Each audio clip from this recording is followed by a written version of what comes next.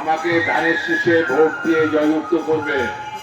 ধানের শীষে ভোট দিলে এই ভোটটা তারেক জিয়াকে ভোট দিয়ে দেওয়া হবে এবং ইনশাআল্লাহ বিএনপি সরকার গঠন করলে তারেক জিয়া প্রধানমন্ত্রী হবে। তারেক জিয়া প্রধানমন্ত্রী হলে নড়াইলের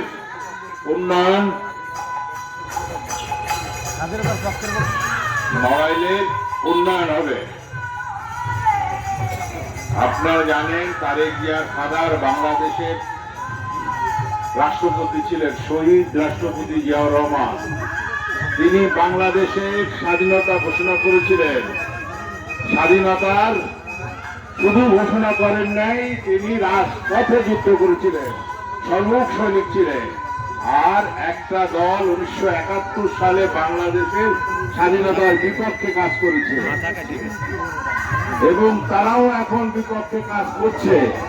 আমি হিন্দু ভাইদের জানাই যে তারেক জিয়ার সরকার, বিএনপি সরকার সব সময় হিন্দুদের স্বার্থ রক্ষা করছে এবং ইনশাআল্লাহ তারেক জিয়া সাহেব সেই কাজ করবে। আমরা বিশ্বাস করি হিন্দু মুসলমান ভাই ভাই আমরা একসাথে বসবাস করতে চাই। এখানে সম্প্রীতি কোনো ভেদাভেদ থাকবে না, কোনো ধর্মীয় ভেদাভেদ থাকবে না।